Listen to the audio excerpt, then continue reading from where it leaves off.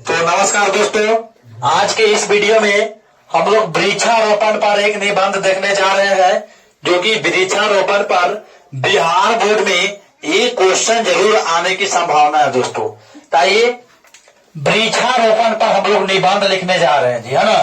तो देखिए, सबसे पहले भूमिका लिखा जाता है परीक्षा में। सबसे पहले आप लोग को भूमिका लिखना है बाबू, है ना। भूमिका में क्या लिखेंगे कि वृक्षारोपण का अर्थ होता है वृक्षों को रोपना। वृक्षारोपण का अर्थ होता है बाबू वृक्षों को रोपना, अर्थात वृक्ष को लगाना। अभी यहां तक आप लोगों को कोई दिक्कत न होगा मेरे प्यारे दोस्त। वृक्षारोपण का अर्थ होता है वृक्ष को लगाना या वृक्ष को रोपना। आगे आइए, प्रत्येक वर्ष बाढ़, आंधी, तूफान आदि से पेड़ों की कमी हो रही है। देखिए बाबू, प्रत्येक वर्ष जो बाढ़ आ रही है, आंधी चल रही है, तूफान आ रही है, जिसके कारण पेड़ पौधे टूट जाते हैं, अर्थात पेड़ों की कमी हो रही है ना। इससे मनुष्य को खतरा है, बाकी जीवों को भी खतरा है।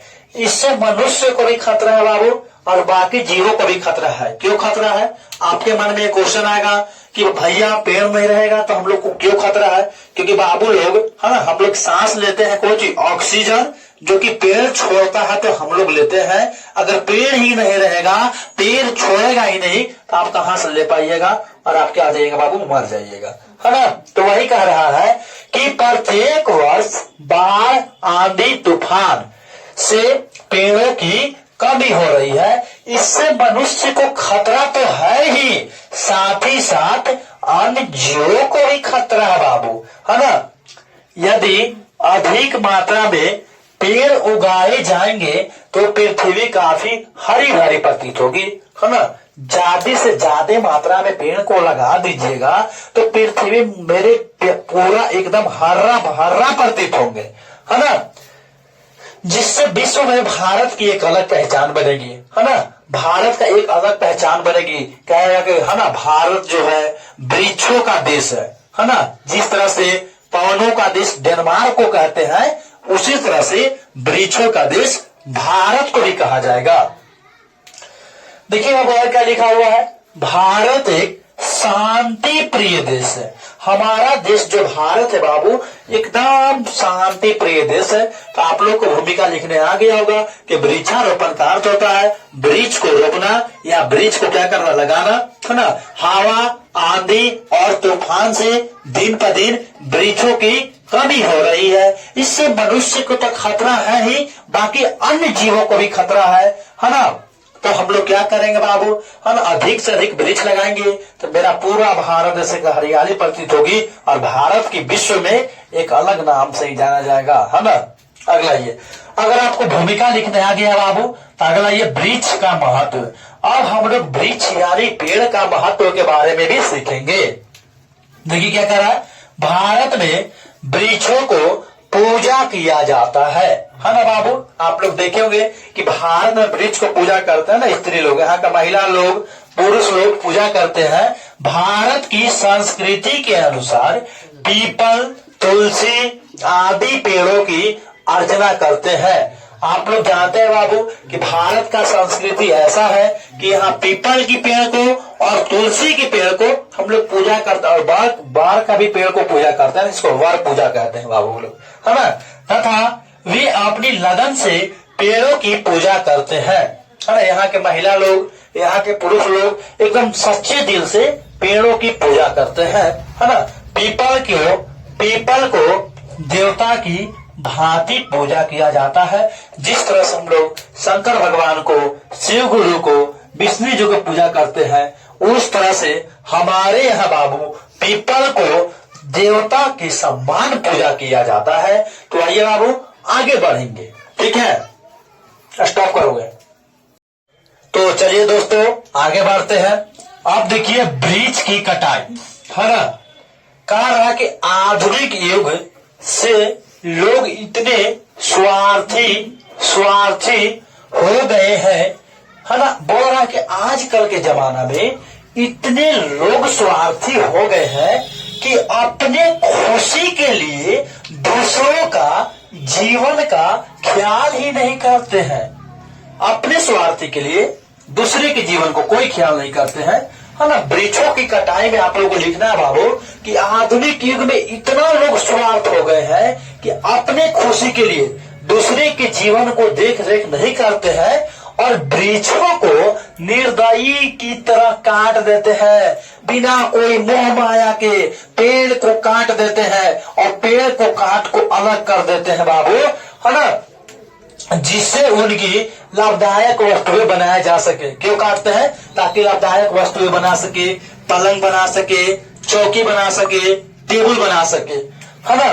लेकिन यह एक अपराध है बाबू, यह एक अपराध है। तो आप लोग को वृक्षों की कटाई में क्या लिखना है ना, कि आजकल मानव इतना स्वार्थ हो गया है कि अपने खुशी के लिए दूसरे के जीवन को कोई देख रेख नहीं करते और निर्दयी की तरह एकदम दिल पे पत्थर रख के पेड़ों को अलग काट देते हैं, जो कि एक बाबू हमें दंडनीय अपराध है, एक कानूनी क्या है, अपराध है। हाँ भाई बाबू, अब हम लोग वृक्ष को लगाएंगे। वृक्षों को लगाना कह रहा है कि यदि प्रत्येक वर्ष, यदि हम लोग हर साल प्रत्येक आदमी माने हर एक आदमी प्रत्येक साल हर आदमी अपनी जन्म दिवस को एक एक पेड़ लगाना शुरू करें तो यह धरती स्वर्ग से भी सुंदर हो जाएगी। कह रहा बाबू कि अगर हम लोग प्रतिवर्ष हर एक आदमी अपने जन्म दिवस के शुभ अवसर पर अगर एक पेड़ लगाएंगे तो हमारा धरती स्वर्ग से भी सुंदर हो जाएगी।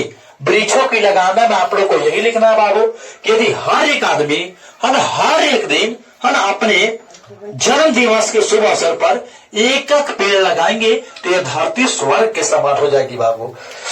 अब आइए दुष्परिणाम बने अगर हम लोग पेड़ों को काट देंगे तो इसका क्या परिणाम होगा।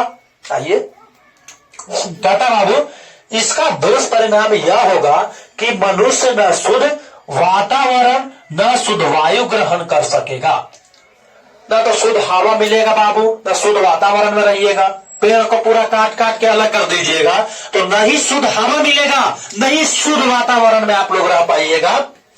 इससे पृथ्वी पर विनाश की उत्पत्ति शुरू हो जाएगी और पृथ्वी पर विनाश होना लगेगा। विनाश का मतलब बाबू हमें सब मरने लगेगा, पशु पक्षी जानवर सब मरने लगेंगे, आदमी सब है ना बाबू। सांस ले बिना मर जाइएगा। अभी सांस ले रहे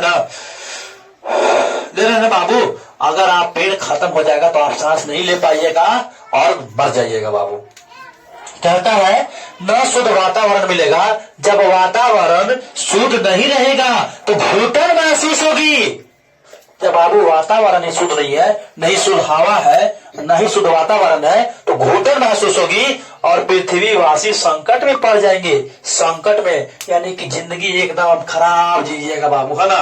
तो चलेंगे अब अगला लास्ट आता है उपसंहार और इसको देखेंगे और इसी के साथ आपका 10 नंबर कंप्लीट हो जाएगा बाबू। तो चलेंगे बाबू, अब 2 मिनट के बाद हमारा वीडियो ऑटोमेटिक खत्म हो जाएगा जी।